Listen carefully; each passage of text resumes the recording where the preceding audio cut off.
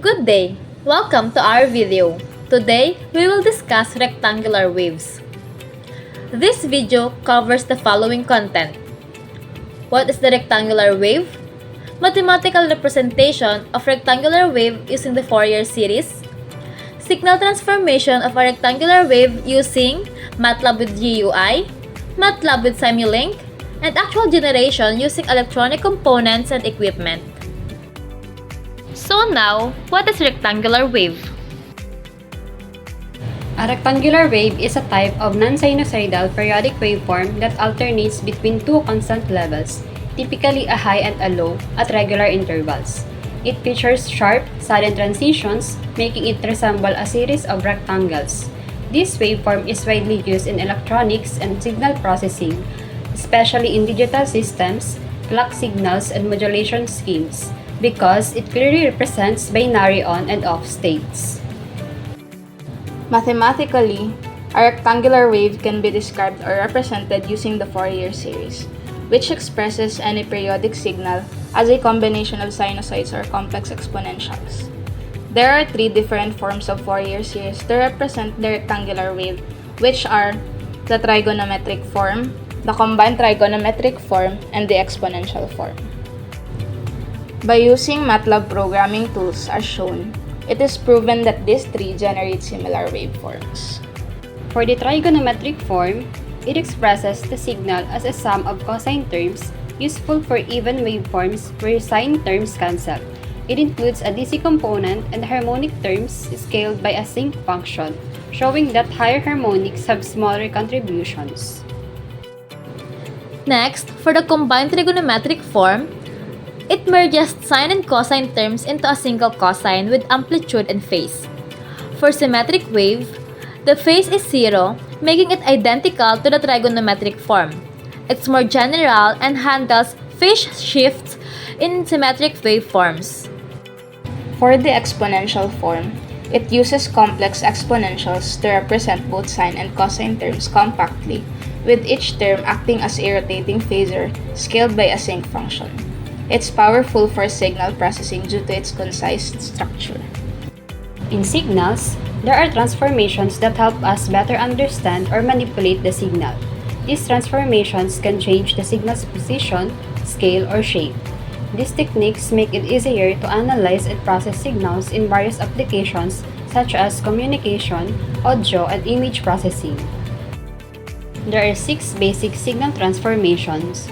First is time reversal, which flips the wave across the vertical axis like playing it backward. Second is time scaling, which compresses or stretches the wave in time. Third is time shifting, which moves the wave left or right along the time axis. Fourth is amplitude reversal, which flips the waveform upside down. Fifth is amplitude scaling, which changes the height or amplitude of the wave.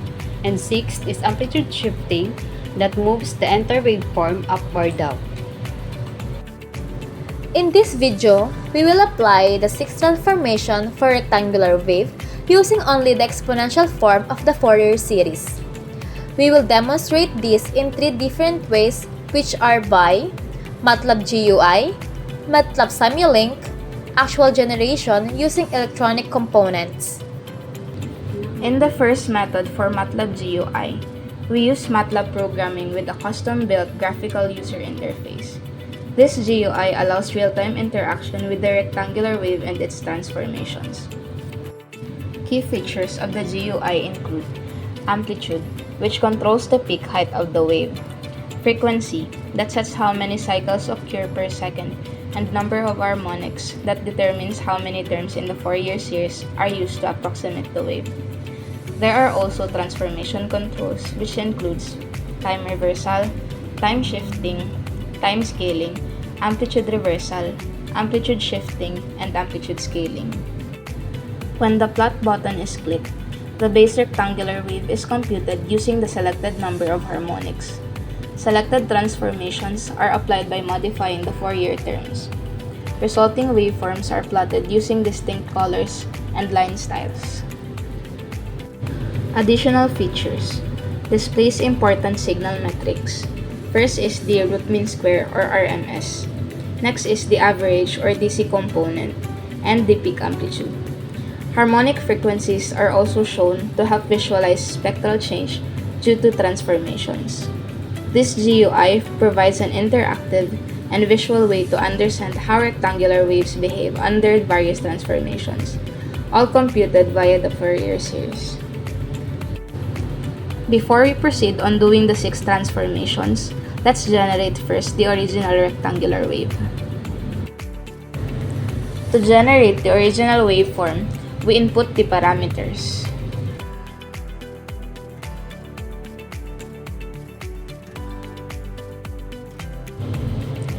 And as you can see, the higher the harmonics, the finer the waveform of the rectangular wave. Now, for the transformation of signal, we start with a time reversal.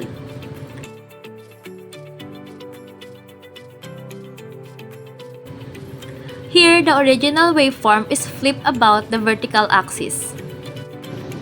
For time shifting, it moves the wave along the time axis, where the time shift is 0.5. For time scaling, it compresses or stretches the waveform, wherein the time is scaled by 2. Amplitude reversal. It inverts the waveform in terms of the amplitude. For amplitude shifting, it moves the wave vertically and shifted by 0.5. For amplitude scaling, this adjusts the wave's height with the amplitude scaling factor of 2.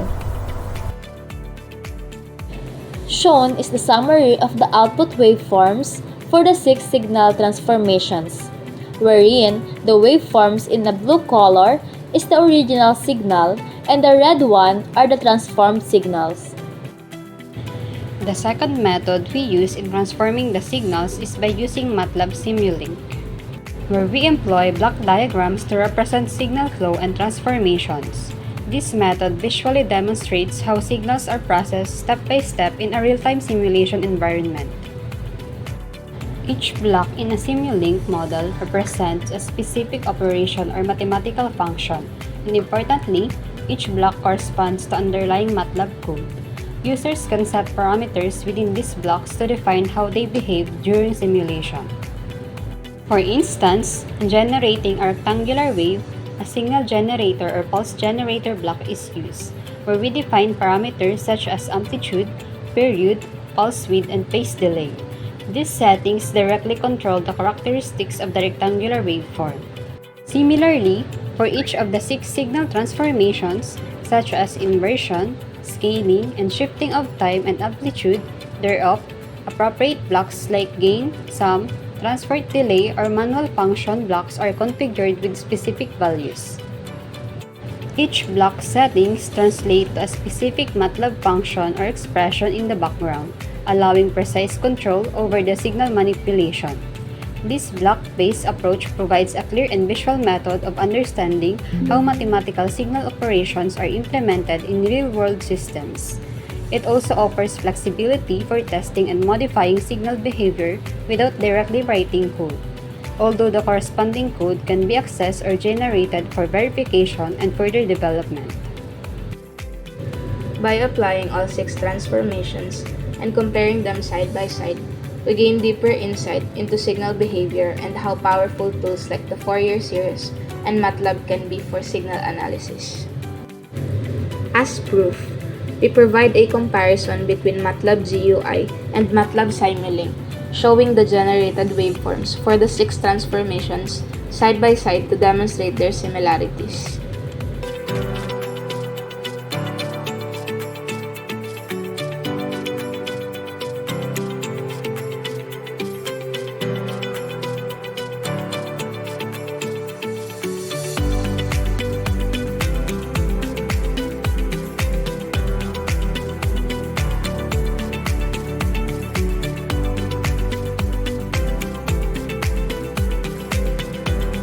The third method demonstrates how to generate rectangular wave and the signal transformations using electronic components and equipment.